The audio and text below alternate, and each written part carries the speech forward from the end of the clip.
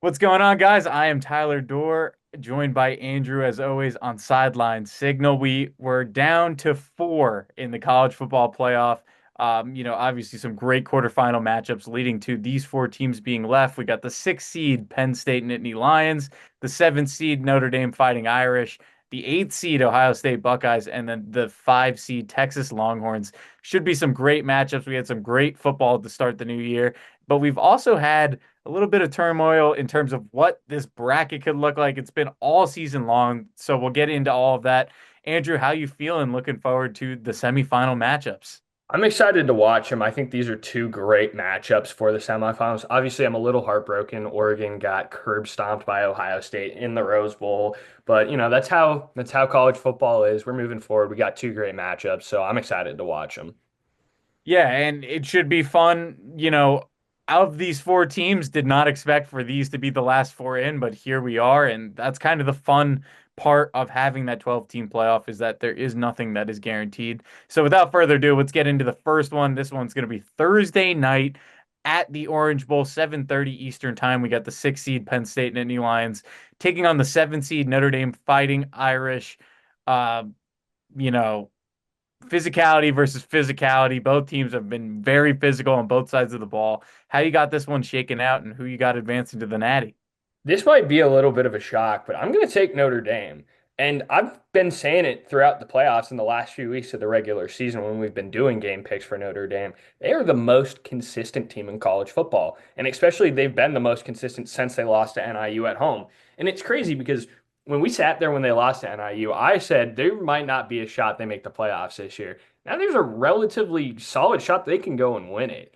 And like you said, physicality versus physicality is going to be the name of the game. It's going to come down to whose team runs the ball better between Riley Leonard and Jeremiah Love and Katron Allen and Nick Singleton. I think the biggest X factor for me is going to be whether or not Abdul Carter plays. Obviously, he was injured against Boise State and didn't play for a majority of that game, but they were able to play through it. Obviously, they just loaded the box. You kind of know what you're going to do against Boise State, what Boise State's going to do against you.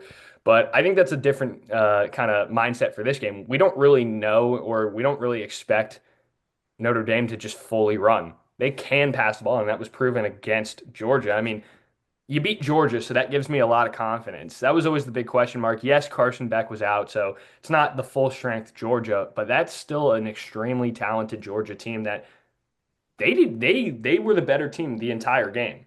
That was a game that Notre Dame won. It wasn't a close game that came down to it. It was a Notre Dame win. And so because of that, I think that they can do it against Penn State. Now, Notre Dame has to take a lead. They've kind of, led every single game. So I'm afraid if they get punched in the mouth, kind of like Oregon did against Ohio State, that they're just going to fold. So they have to take an early lead in my eyes. But I'm going to go with the Fighting Irish to win this and make it to the national championship game this year. I've really struggled with who I was going to pick in this game all week leading up to it. I think that this is going to be an amazing game, and I think either way, it's a coin flip. I'm going to disagree for the sake of disagreeing with Andrew here. I'm going to take Penn State, and honestly, for the same kind of reasons that you picked. If Notre Dame gets punched in the mouth, I would be willing to bet that Penn State's able to pile it on. So like what you said, they've gotten up early in every single game. But I've also seen a Penn State team that has the ability to spread the ball out.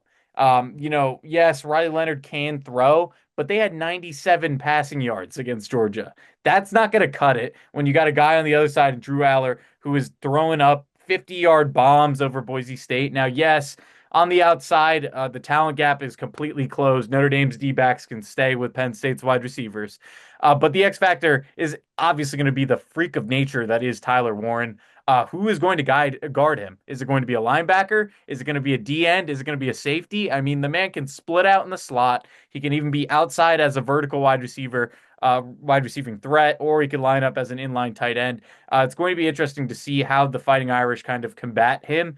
But if they are able to, then it's completely even. Both teams got an amazing running game. I think their O lines are pretty similar. I feel like that's going to be the X factors. Like, what can Drew Aller do in that passing game? How does Tyler Warren get involved? And then my last kind of point, not necessarily that I feel confident in this, but if Notre Dame is able to make this upset or what will be the difference in the game is Marcus Freeman versus James Franklin. James Franklin has not lived up to the hype in big games, just simply put. Marcus Freeman has come out with the last two games, amazing and stellar coaching performances. So I am here to challenge James Franklin. Show up for this game. I mean, you are one game away from the national title. You've been impressive. This is probably the best Penn State team you've had the entire time you've been here. Get it done. It is right in front of you. It's time to grab it. I hope he doesn't press. That's kind of the one thing that I'm worried about. But if he is able to keep his composure, don't make silly mistakes, I'm going to take Penn State just because I think they can just barely eke out a win with that passing attack. Just a little bit better than Notre Dame, but should be an amazing game. Yeah, and I think it's going to be interesting to see. Like I said, another reason why I'm taking Notre Dame is they're just more battle proven in this playoffs. I mean, you look at the run, obviously, Indiana, you can look in hindsight now and say that that was a good performance out of Indiana, but a solid Indiana game. And then you go and you beat a behemoth of Georgia, where you look at who Penn State's played throughout this playoff. Obviously, they win at home against SMU in the first round, and then they beat Boise State, but I wouldn't say that those are impressive teams that they've beaten. Notre Dame's had a harder path so far. And if you remember back to these Penn State games throughout the playoffs, most of the reason why they were so dominant in these games were self-inflicted issues from the opponent. Kevin Jennings throws three interceptions, two of them being pick sixes. And then Boise State had five turnovers, or four turnovers, but Genti fumbled twice and Mattis Masden threw three picks in the game. So a lot of the prestige that Penn State's gotten throughout this tournament so far has been because of just an utter collapse from their opponents. Don't get me wrong. Penn State's played great in those games. They've done everything that they've needed to do. I'm not saying Penn State doesn't deserve to be where they are, but a lot of the reason why they won in those games is because the team that they played, their opponents, didn't do themselves any favors and basically gave Penn State those games. So because of that, I think if it's a low turnover like a low turnover game, I think Notre Dame's just comfortably more battle proven for this semifinal matchup.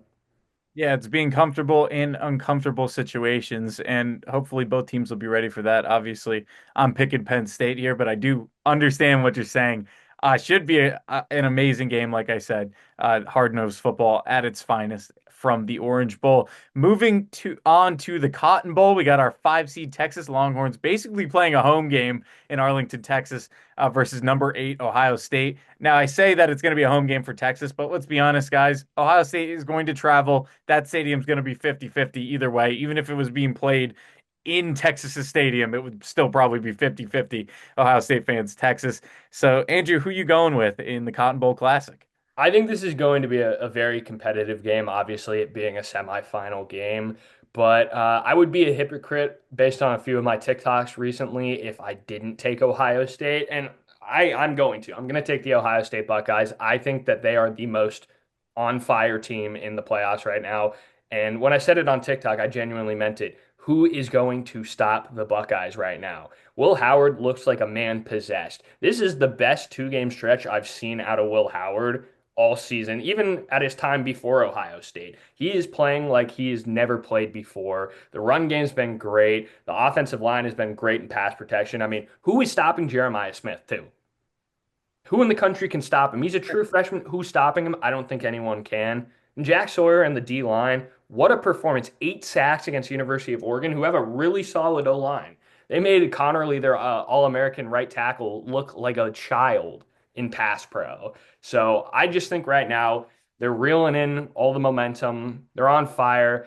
Obviously, the questions will fall on what Ryan Day can do. You know, can he handle the big semifinal game that he clearly hasn't been able to in the past? But right now, I don't think there's a team that can stop them. I think Texas will have a good chance if they spread the ball out. Ewers, if he's on, will be good. Quintrevion Wisner, Matthew Golden, they've all had big games. They played well against Arizona State, although it was almost an upset. That 4th and 13 in OT. A little scary if you're a Texas fan, but I think it'll be a good game. Sark will have them ready for the occasion, but I just think right now there's no team that can stop Ohio State. Yeah, I'm going to share a similar sentiment. I'm going with the Buckeyes, but first I want to say, like, before the season, if you told me that this was going to be a semifinal, I'd be drooling over this game. I think that the Ohio State and Texas are two of the three best teams on paper in the entire country. Now we could sit there and say on paper, but they're playing each other week one of 2025, And the fact that the loser of this game gets the ultimate redemption of playing against them as soon as this game ends just adds to this. And I'm excited to see that. But we're here in 2025. We're ready for this playoff. I'm going with Ohio State. I agree with you. I don't think there's a single person in the country that could stop Jeremiah Smith. But Texas's defense, if you look at the matchups, especially at that safety level, I do wonder like if he's going to have kind of a safety over top of him the whole game, and that might eliminate him somewhat. I don't think you fully can with how good he is at just catching the ball in tight coverage. But then you go to Emeka Buka and Carnell Tate under and Brandon Inniss. Like it just never ending the amount of weapons that Will Howard has to get. And as long as he can get the ball there, get the ball in the spots, they'll be fine. Obviously, Travion Henderson, Quinshon Judkins, you talked about a little bit, should be getting on the ground rolling. Sark and the Texas Longhorns are probably going to need a perfect game plan to win this game, in my mind. Quinn Ewers is going to have to ball out. Even I feel like even one turnover from the Texas offense is not going to work. Like it's got to be perfect, zero turnovers, be able to force like two or three stops and score every time you get the ball. And that's kind of the way I look at it. Now, it could be a huge surprise, but I'm taking Ohio State. I think they got hot at the right time. And I think they fed off the media saying how bad that Michigan loss was, similar to Notre Dame after NIU, where they kind of rallied behind that. They rallied behind Ryan Day, and they get the job done. And I don't necessarily think it's close. I really don't necessarily think so. I'm not going to get tricked into saying that this is a super close game after last time. But, like I said, if there was a team that could match up talent wise besides Oregon, which is the third team in of that three that I was talking about, it would be Texas. So the amount of talent on the field is unmatched when these two teams walk out there. So it's going to be a fun one, but I'm going to take Ohio State by a couple of possessions. Yeah, I just have two things I want to note about this game. D line wise for Ohio State, they kind of remind me, if you look back to the regular season matchup between Texas and Georgia, Quinn Ewers had no time in the pocket and he was almost a non-factor in that game. If Ohio State's D line can continue to play like they will, or they have been, I think we can expect the same thing. If Ewers is constantly under pressure, he's going to be forced to just make bad decisions. So I think that's going to be a big impact is how that Texas O-line can handle the pass rush out of Ohio State. But if Texas want to win, I think my key to the game on that Texas offense is going to be Gunnar Helm. And if you watch, obviously Oregon didn't play well at all offensively, but Terrence Ferguson got into a lot of spaces. He was open quite a bit. It seemed that the tight end kind of just slipped open a bunch in that offense for Oregon. So Sark might want to look at that and try to use Gunnar Helm more in that, short range, second and five, third and three. Try to find some slip plays to Gunnar Helm. If they can get him going and he has a big game, I think it could be a competitive game. That's the only part I disagree with. I like that actually. I didn't even really think of Gunnar Helm because, to be honest, it's been Matthew Golden feed Matthew Golden this whole playoffs or I shouldn't say whole. Yeah, no, this whole playoffs against Clemson and against Arizona State. It's been feed Matthew Golden, and then the other guy that came back and was really a non-factor besides almost getting a targeting called on him, Isaiah Bond. Can you get him in space? He matches up quite well against the speed of Ohio State's defense. The one guy on this offense that's got game-wrecking speed.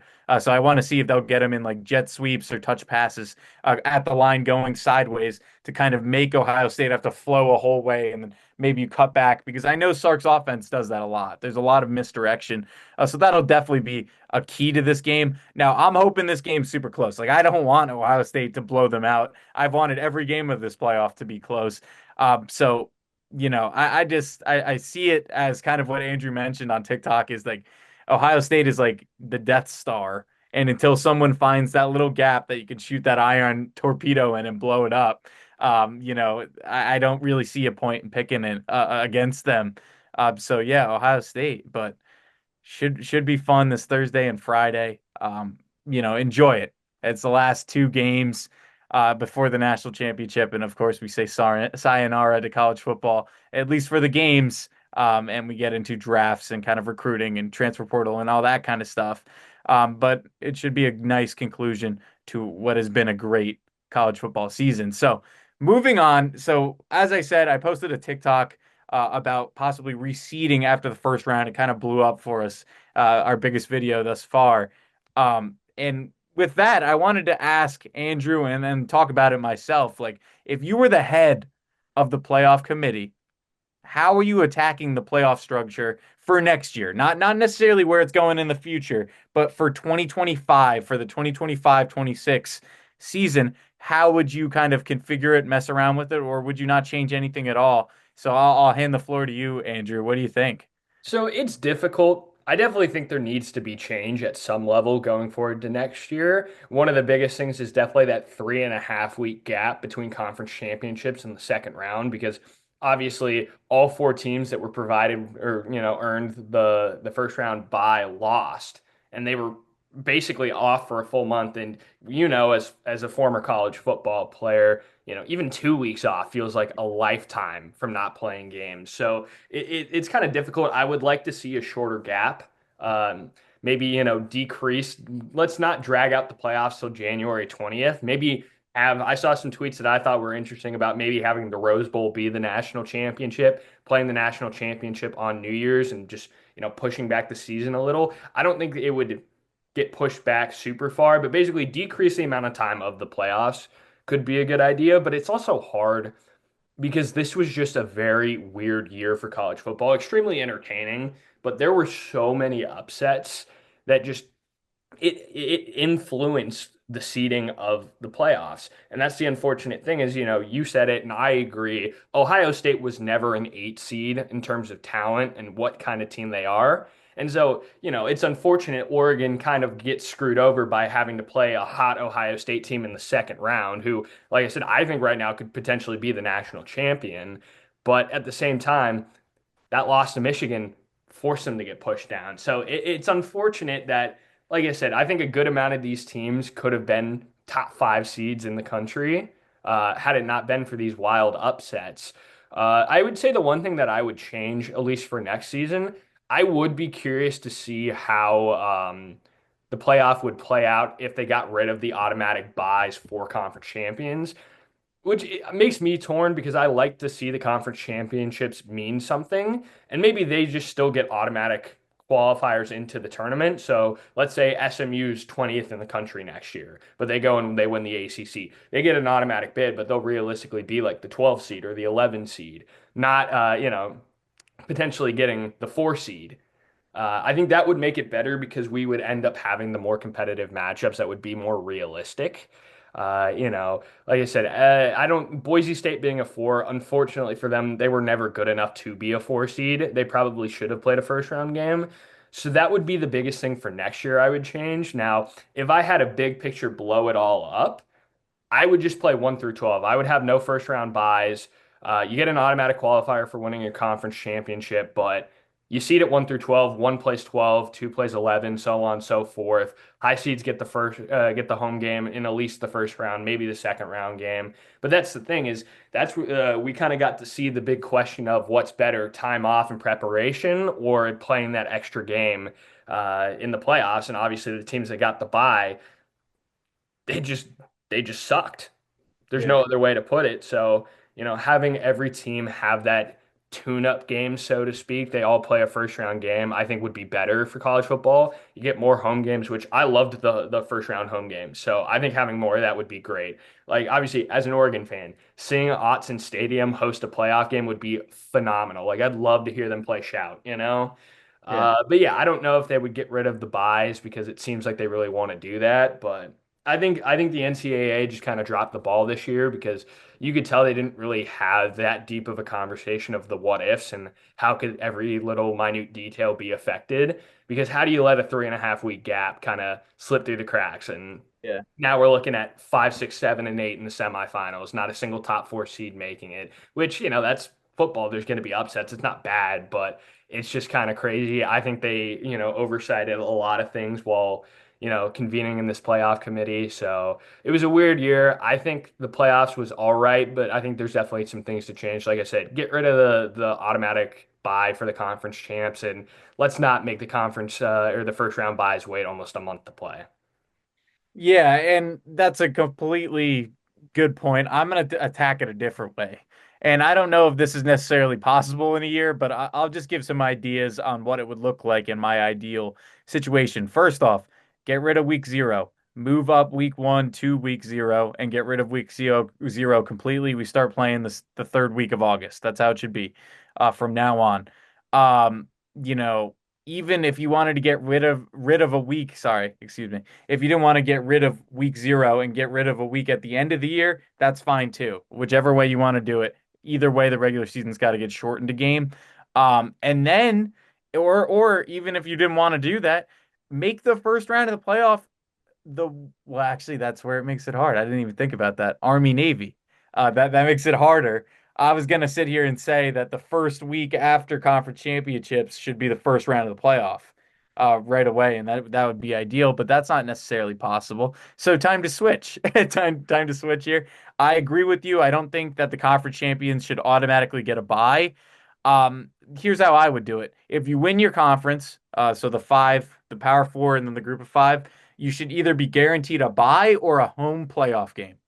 I think that Boise State, while they shouldn't have been the four seed or the three, wherever they were, um, they should have had a home game.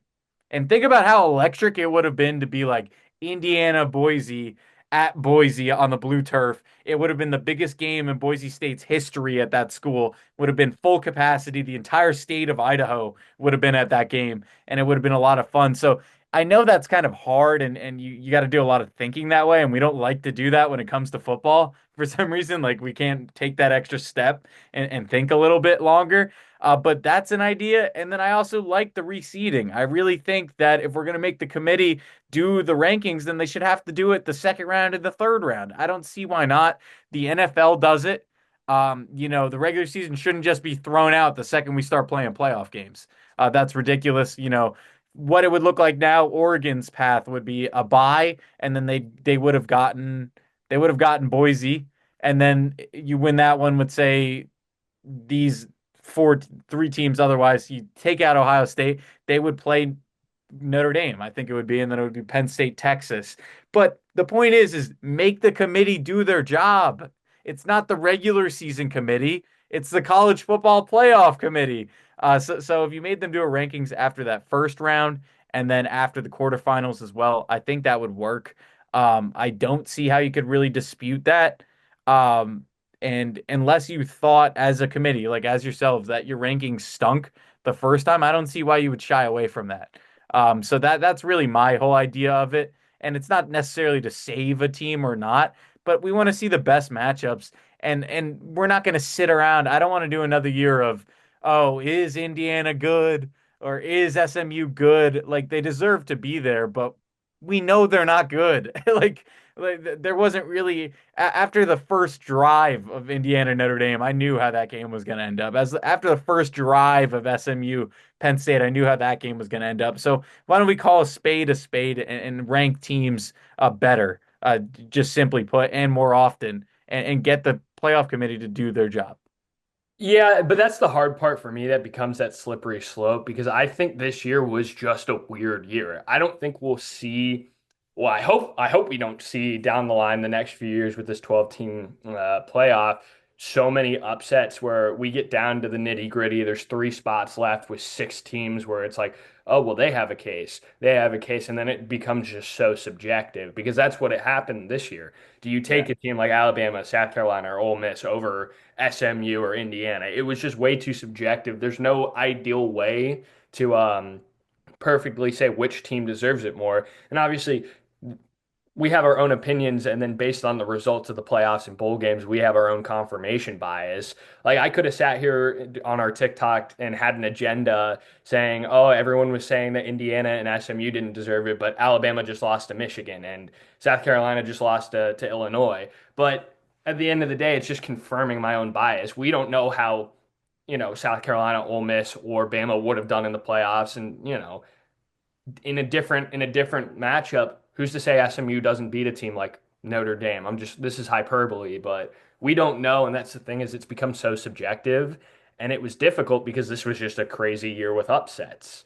So Yeah. there wasn't really a good way to judge it this year, which is unfortunate. I'm not the biggest fan of the committee. I've never really have been, but I can understand that this was probably the most difficult year a committee's ever had at picking the playoff, mainly because A, it's expanded, but also with how inconsistent almost every team played this year, it was difficult to say, okay, who is the best? You know, how do we format it? But then also they had to factor in the conference champions. So it's difficult. I hope next year it becomes more concise. Obviously, I think they'll go through and they'll readjust the format of the playoffs, but I hope in terms of the regular season going into the playoffs, it's more clear of who are the best teams and who are the most deserving teams that we can have an accurate playoff field. Now they've kind of handcuffed themselves, and this is what I'm a little worried about, is that the playoff structure is completely open to change in 2026. So like the 12 team contract is only up after 2 years. Now, if you really wanted this system to get its legs and be able to, do this before we expand to 16, because that's kind of where I think it's going, or down to 8, either way in which direction, you give it some more time. So my worry is, and I want to hear if you think the same way, that if people keep complaining about this, they do the same format next year, and then it's a completely new format because people were complaining. Yeah, I mean, it's hard because you're going to get people complaining no matter what. Yeah. People hated the BCS system. I wasn't a big fan of it. I mean, I was also like 10, when we were like 10 years old when the BCS kind of went away, but I wasn't a big fan of the BCS, but a lot of people hated it. Then they go, okay, we're going to go to a four-seeded team playoff. People complained all the time. I mean, the biggest complaining point was literally last season with Florida State getting um, left out. And so no matter what, I think you're going to have people unhappy. And I'm concerned with it being up after next year that they're going to just continuously kind of have this drastic change to the playoff format where people aren't going to be used to it. We're not going to have any adjustment where we can, let it take its course and understand and have these fine tweaks to it to make it better. It's just going to go, okay, well, people didn't like it for 2 years. Let's blow it all up and change. Let's either go down to 8 or go down to 16. We need to have years where we can see 12 because 12 might be the right one. Maybe it's 8. We don't know, but we have to let 12 play its course. And if we just continuously completely change the way that the 12 seed is every year, because it's okay, that didn't really work and people hate it, let's completely change it. People don't like change as is. So if you constantly change, you're going to have more people complaining. And of course, people are going to complain when their team gets left out whether it's justified or not, people are going to be unhappy and say they got screwed. That's how it is. That's life. That's college football.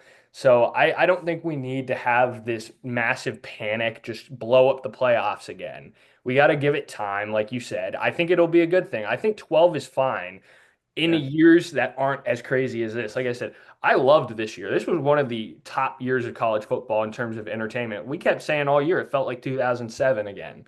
But the issue with that, with this being the first year, is we didn't really necessarily have 12 teams that deserved the playoffs, which is bad, which is unfortunate. Like realistically, there's probably like 6 to 8 teams in that field that Yeah. really probably had a shot at winning it, Yeah. which is the hard part, but that's not going to be every year. Every single year is not going to be every team's getting upset, and it's I have no idea how to seed these teams if you're the playoff committee. Most years we're going to have at least I would say a solid understanding of which team deserves to be where. So if they can just adjust, a few things and then give it time, I think it will be a lot better. Yeah, I tend to agree with you there. I think there's just little tweaks. I love the 12 team field. Obviously, we've heard your thoughts of like possibly expanding to FCS. Now, I would love that too if they got that right, but let's make that like 2030. Like let's enjoy 12. Let's just sit around. Let's enjoy 12, man. I love it. I love the 3 weeks, and I agree. Like you should not be playing college football into when the AFC and NFC championship games are. That's ridiculous. That shouldn't be happening. Um, but it is what it is right now, and I'm a little scared that the NCAA is turning into the NBA, where you have like the play-in tournament no one cares about the play-in tournament, but now you're stuck with it because you wanted to get more fans to watch that way, and the in-season tournament, and it's become more like tacky, and I don't want it to become tacky. Like this is supposed to be a tournament that you take seriously, and I'm a little worried that the further we get into that, the less serious these games will be played because I feel like more people watched Texas Georgia during the regular season than they watched Texas ASU in the what bowl game was it? I'm blanking. The Sugar Bowl, sorry. Yeah, the Sugar Bowl. Or no, sorry, that wasn't the Sugar Bowl. That's Notre Dame Georgia. I'm completely blanked on what bowl. Was it the Peach Bowl? It Yeah, it was was the it Peach was the Bowl. Peach Bowl. Yeah. Excuse me for that, but like I don't want that to happen. I don't want the saturation of oh, this is the bowl game, so like I feel like people do that, and that's really disappointing. So you have to keep it concise, but you also have to keep it entertaining. There's no win to it, but I agree with you. I think we should stick with 12 at least for the time being. Yeah, I just think we gotta let it take its course, give it time, and things will get better, I promise. Yeah. Yeah. And if anything, we enjoyed one of the greatest regular seasons of college football either of us have ever watched, and I'm sure you have either. So there's still a blast to be had, even if the playoffs didn't turn out the way that you wanted it to there. But with that being said, any final thoughts before we kind of end off? So all right, so we got our semifinals on Thursday and Friday coming up. Should be a lot of fun. We'll get to see what the national championship is next week. For Andrew, I am Tyler. Thank you guys so much for tuning in. Remember to subscribe and like and comment as well on YouTube. Follow us on TikTok. Hopefully, TikTok survives. So we're still on there at Sideline Signal. Remember to like and follow there. And then we're also on Spotify. Thank you guys so much for listening if you're listening to us there. But have a great week and enjoy some football in this midweek Thursday, Friday window. Let's go. Let's have fun.